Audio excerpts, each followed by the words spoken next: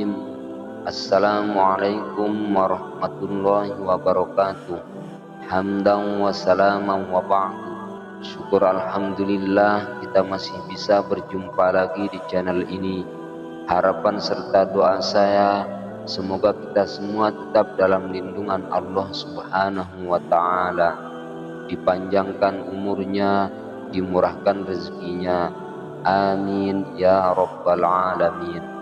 Dan tak lupa pula sholawat serta salam semoga tetap terlimpahkan kepada junjungan kita Nabi besar Muhammad sallallahu alaihi wasallam.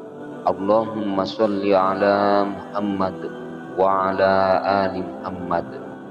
Pemirsa yang dirahmati Allah, seperti yang kita ketahui bersama bahwa di dalam sholat berjamaah terdapat nilai ibadahnya mencapai 27 kali lipat daripada sholat sendiri-sendiri. Sholat berjamaah merupakan salah satu ibadah yang sangat ditekankan oleh Rasulullah Shallallahu Alaihi Wasallam. Dan dalam sholat berjamaah, sebagaimana biasa yang kita ketahui, tentunya ada yang menjadi imam dan ada yang menjadi makmum. Karena itulah terdapat beberapa ketentuan yang harus diperhatikan oleh para imam maupun makmum. Adapun di antara salah satu ketentuan di dalam sholat berjamaah adalah bahwa seorang imam yang lebih utamanya adalah harus memiliki kemampuan bacaan Al-Quran yang sesuai dengan kaidah tajwid. Namun demikian seringkali kita alami di beberapa tempat. Terkadang orang yang dijadikan sebagai imam belumlah begitu memiliki kemampuan bacaan Al-Quran yang baik. Yang demikian ini tentu akan menyisakan tanya dalam benak kita yang mengalaminya. Apakah sah atau tidak sholat kita tatkala kita bermakmum dengan imam yang bacaannya tidak fasih? Di dalam hal ini ada beberapa ketentuan fikih. Yang diantaranya adalah seseorang yang bagus bacaan Al-Qurannya, terutama dalam bacaan surat Al-Fatihah, dia tidak boleh bermakmum kepada imam yang cacat bacaannya atau ummi. Yang dimaksud dengan ummi atau orang yang cacat bacaannya adalah orang yang tidak tepat dalam pengucapan huruf atau orang yang menambah tasdid dalam bacaannya.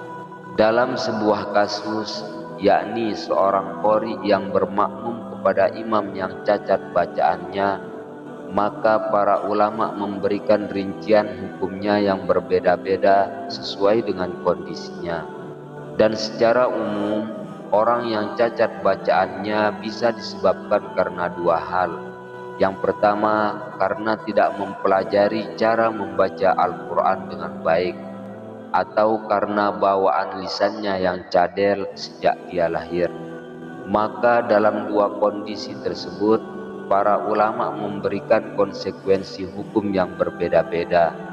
Adapun yang pertama yaitu orang yang tidak mempelajari Al-Quran itu terdiri dari dua kategori. Yang pertama, ada orang yang memang sengaja tidak mau belajar padahal memiliki kesempatan yang cukup. Dan yang kedua yaitu ada orang yang tidak memiliki kesempatan sama sekali untuk belajar Al-Quran. Nah, orang yang tidak bisa baca Al-Quran karena tidak mau belajar padahal memiliki kesempatan, maka dia dianggap sangat sembrono, dan semua ulama pun sepakat bahwa dia tidak sah untuk dijadikan imam. Dan untuk orang tersebut tidak ada perbedaan pendapat sama sekali. Imam Nawawi rahimahullah dalam kitab Raudhatut Thalibin menjelaskan bahwa orang tersebut wajib belajar, dan jika waktu untuk sholat sudah sempit, maka ia wajib melaksanakan sholat, namun sholat tersebut wajib ia qodoi ketika sudah bisa baca Al-Quran dengan baik. Yang kedua yaitu orang yang tidak memiliki kesempatan sama sekali untuk belajar membaca Al-Quran. Dan menurut para ulama, orang tersebut di atas hanya ada dua pengecualian. yaitu orang yang baru masuk Islam atau mu'allaf, dan orang yang hidup jauh dari para ulama atau dari orang yang bisa mengajarinya membaca Al-Quran dengan baik.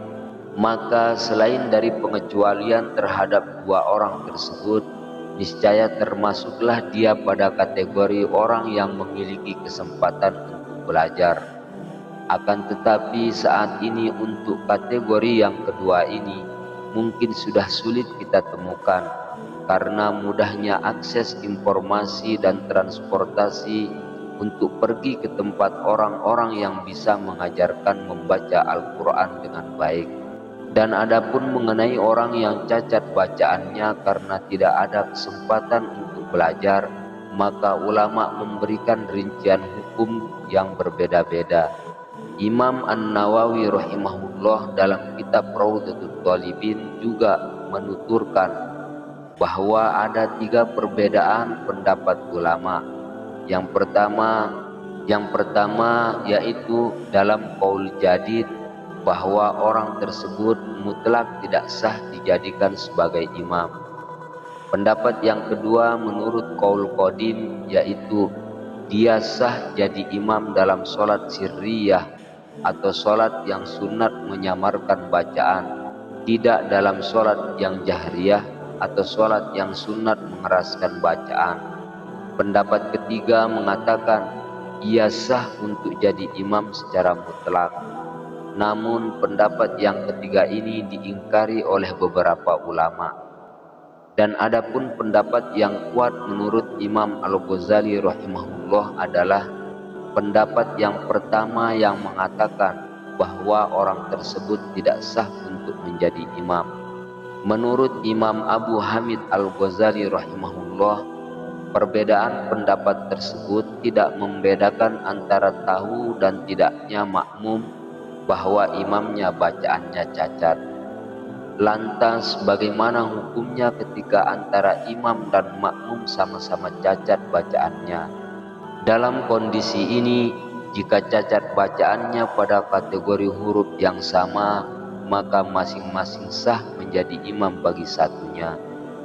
Jika cacat bacaannya berbeda, maka masing-masingnya tidak boleh menjadi imam bagi yang lainnya. Semua rincian khilafiyah di atas juga berlaku kepada yang cacat bacaannya dikarenakan cadel.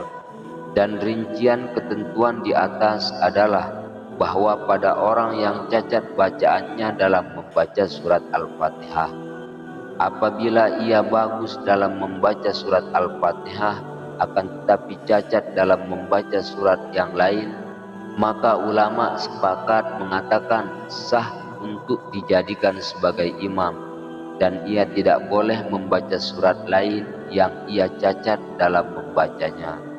Berkenaan tentang sholat berjamaah ini, maka dalam mazhab Syafi'i ada 2 pendapat, yang keduanya bisa diambil. Adapun pendapat yang pertama mengatakan al-ibrah bi'tiqadil ma'mum. Maksudnya adalah jika sholat imam menurut makmum tidak sah, seperti jika bacaan imam tidak fasih atau imam tidak membaca kalimat bismillah dalam Fatihah, maka bagi makmum yang fasih atau biasa dengan bacaan bismillah, maka tidak sahlah sholatnya jika bermakmum dengan imam tersebut. Adapun pendapat yang kedua yaitu mengatakan al-ibrah bi'tiqadil imam.